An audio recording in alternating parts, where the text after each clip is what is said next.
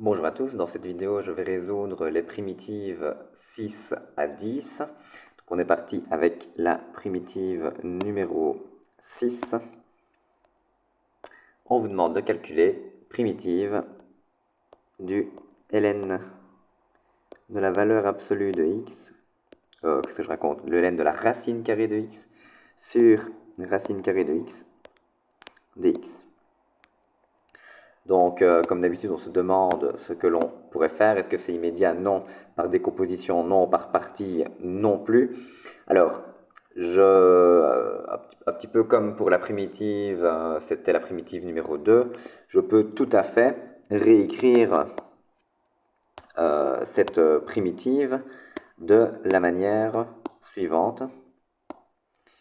C'est la même chose que de devoir résoudre 1 sur la racine de x fois le ln de la racine carrée de x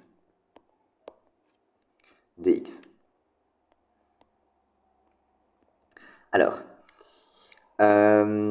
pourquoi est-ce que je l'ai réécrit comme ça? Parce que 1 sur racine de x, ça me fait quand même vachement penser à la dérivée de la racine carrée de x, à peu de choses près, puisque la dérivée de racine carrée de x, c'est 1 sur 2 fois la racine de x. Donc c'est pour cela que je me dis, bah tiens, je vois que j'ai le ln de la racine carrée de x, j'ai une fonction de fonction, je poserai peut-être bien t égale à l'intérieur donc du ln. Donc t égale la racine carrée de x. Si je fais ça, bah, quand je calcule le t', j'obtiens 1 sur 2 fois la racine de x. Autrement dit, j'ai presque ce qui multiplie ici le ln de racine de x. Qu'est-ce qu'il me faut faire pour arriver à mes fins? Ben, il faut que je divise l'intégrant, donc l'intérieur de la primitive, par 2. Et donc, pour ne rien changer, il faut que je multiplie le tout par 2. Si je fais 2 fois 1 demi, je fais bien fois 1 au total, et donc je n'ai rien changé. Autrement dit, pour que ce soit plus propre, je vais réécrire cette primitive. J'ai tout à fait donc le droit de dire que j'ai 2 fois la primitive de 1 sur 2 fois la racine carrée de x fois le ln de la racine carrée de x dx. Donc si je le réécris, si je réécris ma primitive de cette manière-là, qu'est-ce que je constate? Je constate que j'ai ici le t', là-bas t, et donc c'est gagné au niveau de ma substitution. Et donc vous voyez, quand vous faites x2 divisé par 2, si vous simplifiez les deux, vous obtenez bien votre primitive de départ, donc vous n'avez rien fait de mal. Ok, donc on est parti. Étant donné que j'ai posé t égale à la racine carrée de x, qu'est-ce que j'obtiens? Par substitution, j'obtiens une nouvelle primitive à calculer qui est donnée par 2 fois primitive du ln de t dt. Alors, 2 fois primitive, donc de ln de t dt, qu'est-ce que je dois faire? De nouveau, on peut refaire notre petit schéma. Est-ce que c'est immédiat? Non, je ne suis pas capable de vous donner directement primitive de ln. Je ne sais rien décomposer non plus. Par substitution, là pour le coup, vous voulez poser t ou poser u, parce qu'on a déjà dit, on a déjà appelé, enfin t c'est déjà quelqu'un, donc posons u égale à quoi? Si je pose u égale à t, je vais avoir 1, donc je vais devoir primitiver ln de u du, donc retour à la case départ. Si je pose u égale au ln de t, j'obtiens 1 sur t, mais j'ai pas de 1 sur t devant et je ne sais pas le faire apparaître.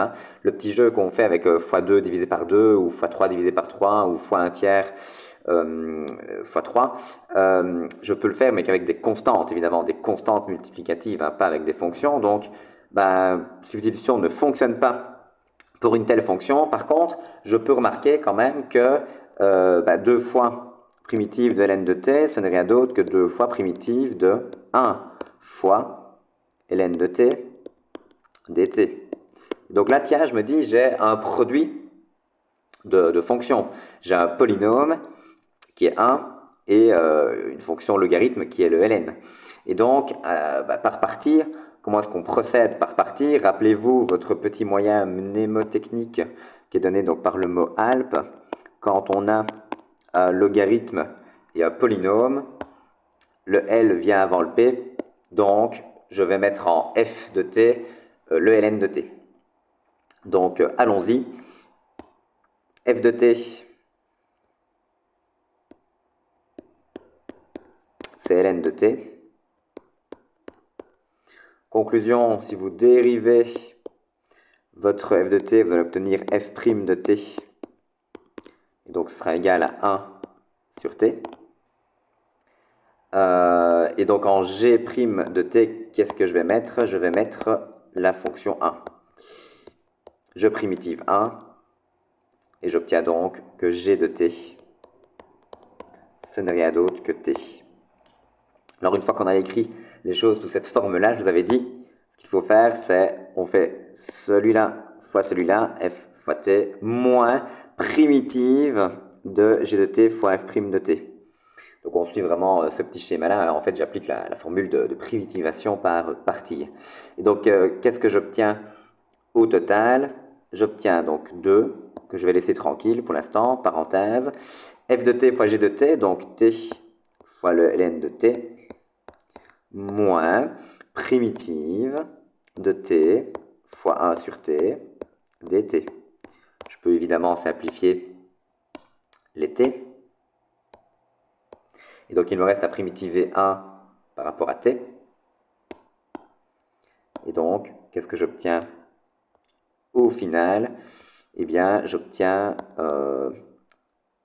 2 fois, entre parenthèses, t ln de t, moins primitive de 1 par rapport à t, donc moins t, à une constante additive près.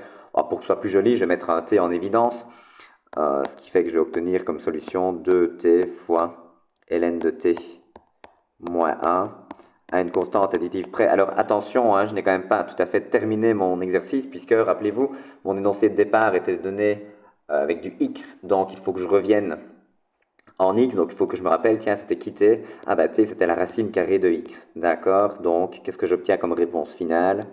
2 fois la racine carrée de x fois le ln de la racine carrée de x moins 1 à une constante additive près, donc grand C, et j'ai terminé. Donc là, vous avez un exemple de primitive pour laquelle on a dû utiliser deux méthodes différentes, puisqu'on a commencé par effectuer une substitution, et ensuite, nous avons dû utiliser la méthode donc par partie. Donc vous voyez un exemple d'exercice où on peut combiner comme ça deux méthodes.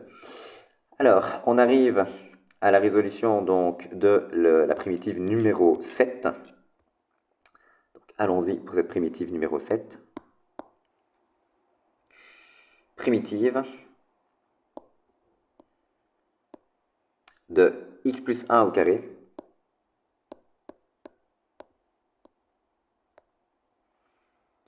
sur racine de x fois la racine cubique de x dx. Alors, quand on est confronté à une telle primitive, on peut donc, est-ce que c'est immédiat? Non.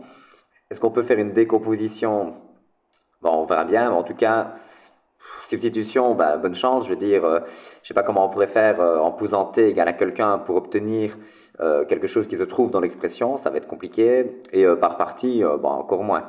Donc, j'aurais bien envie de partir sur une décomposition, mais enfin, vous allez me dire, oui, mais il n'y a pas vraiment de plus dans notre expression. Donc, en fait, ici, ce qu'il faut faire avant de foncer dans l'exercice, c'est un petit peu faire le ménage. Vous avez plein de choses à calculer finalement. X plus 1 au carré, c'est un produit remarquable, A plus B au carré, donc on peut développer. Et en dessous, j'ai au dénominateur un produit donc de racine de x par racine cubique de x. Donc je peux finalement faire le ménage et me dire, ok, x plus 1 au carré, ça je sais calculer. C'est x au carré. Plus 2x, on n'oublie pas le double produit évidemment, plus 1. Et alors, racine carrée de x fois racine cubique de x, alors si vous n'avez pas facile, vous pouvez passer en exposant fractionnaire. Racine de x, je rappelle que c'est x exposant 1 demi, racine cubique c'est x exposant 1 tiers dx. Donc qu'est-ce que vous obtenez au final? Vous obtenez primitive de, alors le numérateur reste le même, c'est x carré plus 2x plus 1. Et au dénominateur, donc x exposant 1 demi fois x exposant 1 tiers. Comment est-ce qu'on fait pour multiplier deux puissances qui ont la même base? Eh bien, on additionne les exposants. Donc 1 demi plus 1 tiers. X exposant 1 demi plus 1 tiers. Alors 1 demi plus 1 tiers, on met tout sur 6. Et donc on se retrouve avec 3 sixièmes plus 2 sixièmes. On obtient donc 5 sixièmes pour votre exposant. Alors, j'ai au numérateur une somme de polynômes, donc je peux décomposer, appliquer une méthode de primitivation par décomposition et dire que finalement, cette primitive, elle revient à calculer la primitive suivante. X au carré sur, donc j'avais dit x exposant 5 sixièmes, hein, quand vous mettez tout en sixième, dx plus 2 fois primitive de x sur x exposant 5 sixièmes dx plus primitive de 1 sur x exposant 5 sixièmes dx. Alors, donc on est parti. On doit un petit peu calculer avant de foncer, mais ça va être assez immédiat. On va de nouveau utiliser la formule primitive de x puissance n, c'est x exposant n plus 1 divisé par n plus 1. Donc avant cela, x au carré divisé par x exposant 5 sixièmes. Rappelez-vous vos petites formules. C'est x exposant 2 moins 5 sixièmes ici, dx. Plus 2 fois primitive, donc ce sera x exposant a, hein, quand vous avez x et x exposant a, donc c'est 1 moins 5 sixièmes. Donc 1 moins 5 sixièmes, vous permettez d'aller un peu plus vite, ça fait 1 sixième. Moins primitive de x exposant moins 5 sixièmes dx. Alors 2 moins... zut, je me suis trompé. 2 moins 5 sixièmes, c'est donc 12 moins 5, donc je mets tout sur 6, hein, donc 12 sixièmes moins 5 sixièmes, ça fait 7 sixièmes. Donc je me retrouve avec x exposant 7 sixièmes dx, donc à primitiver, hein, primitive donc de x exposant 7 sixièmes.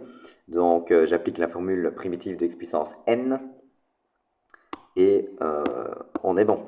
Donc on va obtenir, alors, 7 sixièmes plus 1, 7 sixièmes plus 1, ça fait 13 sixièmes, donc x exposant 13 sixièmes divisé donc par ce n plus 1, donc par 13 sixièmes, plus 2 fois x exposant 1 sixième plus 1, ça fait 7 sixièmes sur 7 sixièmes, moins x exposant moins 5 sixièmes, donc on fait moins 5 sixièmes plus 1, on obtient donc 1 sixième, exposant 1 sixième sur 1 sixième, à une constante additive près. On pourrait s'arrêter, mais bon, c'est quand même pas très joli, donc on va un petit peu remettre de l'ordre dans tout ça. Divisé par 13 sixièmes, c'est multiplié par 6 treizièmes, et x exposant 13 sixièmes, bah, c'est la même chose que la racine sixième de x exposant 13. Alors, plus 2 fois divisé par 7 sixièmes, c'est multiplié par 6 septièmes. Donc, je vais avoir 12 septièmes fois la racine sixième de x exposant 7, moins 6 fois la racine sixième de x à une constante additive près. Alors on pourrait quand même encore un petit peu simplifier l'expression, hein, puisque racine sixième de x exposant 13, bah, c'est la valeur absolue de x fois la racine sixième, enfin non, c'est même x au carré fois la racine sixième de x, et la racine sixième de x puissance 7, c'est la valeur absolue de x fois la racine sixième de x. Enfin, je vous avais dit que je vous ennuierai pas à partir de cette étape-là, donc vous pouvez vous arrêter à une telle étape. Ok, donc ça termine la résolution de cette primitive numéro 7. J'arrive donc à la primitive numéro 8.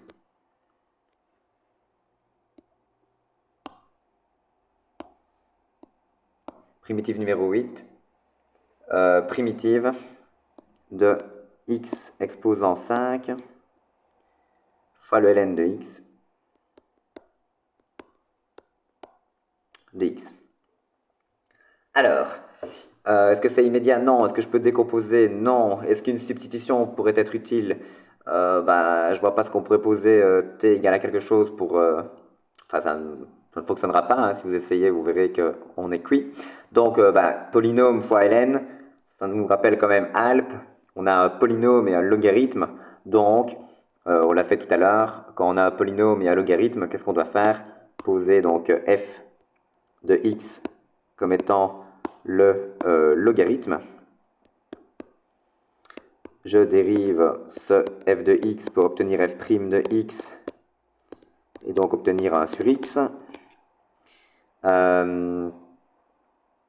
Ensuite, je vais donc mettre en g' de x le polynôme, à savoir x exposant 5, que je vais donc primitiver pour obtenir g de x qui me sera donc donné par x exposant 6 sur 6.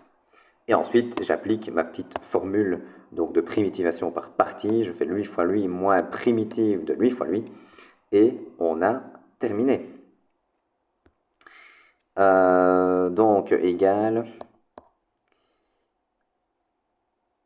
ln de x fois x exposant 6 sur 6 moins primitive de 1 sur x fois x exposant 6 sur 6 dx. Alors on peut un petit peu simplifier, c'est-à-dire que on peut simplifier x puissance 6 avec x, donc j'obtiens comme ça du x puissance 5. Et je peux sortir éventuellement le 1 sixième. Hein. Donc qu'est-ce que j'obtiens au final? J'obtiens 1 sixième fois x exposant 6 fois ln de x moins 1 sixième, et je dois primitiver x exposant 5, donc j'obtiens x exposant 6 sur 6 à une constante additive près. Alors je peux pourquoi pas mettre en évidence 1 sixième x exposant 6, puisque je le vois apparaître 2 fois, donc pourquoi pas, ce sera peut-être un peu plus joli, mais il n'en demeure pas moins qu'on a terminé hein, finalement. Donc si je mets 1 sixième fois x exposant 6 en évidence, pour le premier terme il me reste ln de x, pour le second il me reste moins 1 sixième, et tout ça évidemment à une constante additive près. Et donc cela termine la résolution de cette primitive numéro 8. On passe donc à la primitive numéro 9.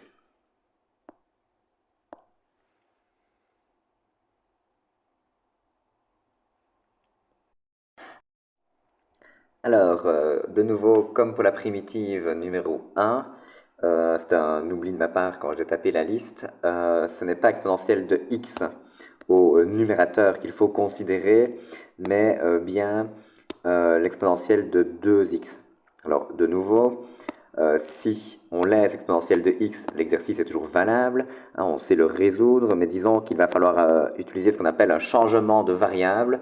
C'est particulier d'ailleurs, donc ça c'est plutôt pour les maths 6 et encore, parce que ce changement de variable là en question n'est quand même pas aisé à trouver. Donc voilà, je ne vais pas évidemment le faire avec ce changement de variable puisque je n'ai pas vu les changements de variable avec vous. Donc désolé, petite modification de l'énoncé pour cette primitive numéro 9, c'est exponentielle de 2x au numérateur. Et donc vous me voyez venir, hein, je vais aller assez vite puisque finalement c'est quasiment la même résolution que pour la primitive numéro 1. Je vais simplement poser t égale à l'intérieur de la racine carrée, donc t égale exponentielle de 2x moins 1. Considérez donc le t' qui est donné par 2 fois l'exponentielle de 2x, multiplié donc par 2 et divisé par 2 pour ne rien changer. C'est vraiment les mêmes étapes que dans la primitive numéro 1, donc je me permets d'aller plus vite. Si vous souhaitez avoir les détails, vous pouvez regarder la première vidéo dans laquelle j'ai résolu complètement la primitive 1 dans les détails. Donc je me retrouve avec quoi? 1 demi primitive donc de 1 sur la racine de t dt. Et donc ça, qu'est-ce que l'on obtient? Primitiver donc 1 sur la racine de t, ça me fait au total, je vais obtenir racine de t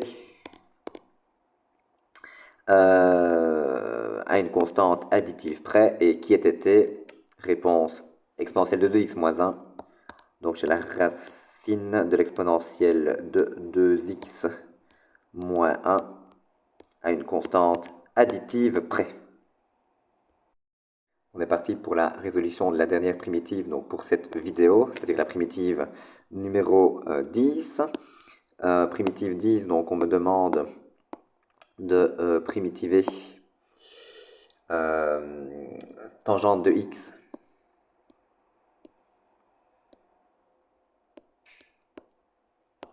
sur cosinus de x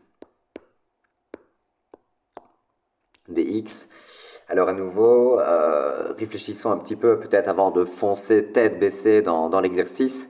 Moi, ce que je ferais bien, c'est de me dire, bah tiens, si je considère l'expression telle que je l'ai devant moi, bah c'est pas immédiat. Une substitution, bah, si je pose t égale à tangente, sa dérivée c'est 1 sur cos carré, donc je ne l'ai pas. Si je pose t égale à cos, sa dérivée c'est moins sin, je ne l'ai pas. Par partie, bah, ça risque d'être compliqué, j'ai la fonction tangente et la fonction 1 sur cos, donc primitiver tangente, bah, il faudrait le faire aussi par partie, donc j'ai pas envie de mettre tangente en g'. D'un autre côté, si je mets en g' 1 sur cos, bah, primitiver 1 sur cos ça se fait, mais bon courage, c'est pas évident. Donc une primitivation par partie n'a pas de fonctionner, une substitution non plus. Décomposition non plus, immédiat non plus, donc ben, ça veut dire quoi? Ça veut dire il faut que je travaille un petit peu donc, dans l'expression qui se trouve à l'intérieur de mon intégrale pour avoir quelque chose de plus simple à gérer. Alors ben, qu'est-ce que je ferais bien? Bah tiens, tangente de x, rappelons-nous quand même notre trigonométrie de base, tangente de x, ce n'est rien d'autre que sinus de x sur cosinus de x, par définition de la tangente. Ah bah tiens, je me retrouve quand même avec une primitive un peu plus sympathique à calculer. Puisque finalement, je me retrouve à devoir calculer sinus de x divisé par cosinus de x divisé par cosinus de x. Bah, ça me revient à devoir calculer, je dois donc calculer sinus de x sur cosinus carré de x dx. Et maintenant, je me dis, bah tiens, si j'effectue une petite substitution t égale à cosinus de x, quand je calcule le t', j'obtiens moins le sinus de x. Donc, autrement dit, en faisant moins, j'ai mon t' au numérateur. Et donc, je me retrouve avec moins, du coup, 1 sur t, c'est cos, donc 1 sur t carré, dt à devoir primitiver. Et ça, bah, ça se fait tout seul, hein, puisque 1 sur t carré, c'est t exposant moins 2. Donc je me retrouve avec moins, alors t exposant moins 2, ça va faire t exposant moins 1 sur moins 1, à une constante additive près. Les moins se simplifient, hein, moins divisé par moins, ça va faire plus. Donc je me retrouve avec 1 sur t, puisque t exposant moins 1, c'est 1 sur t, à une constante additive près. Et alors 1 sur t à une constante additive près, c'est quitter cosinus. Donc je me retrouve finalement avec 1 sur cosinus de x à une constante additive près. Et cela termine la résolution de la primitive numéro 10. Et donc cette vidéo, je vous remercie pour votre attention.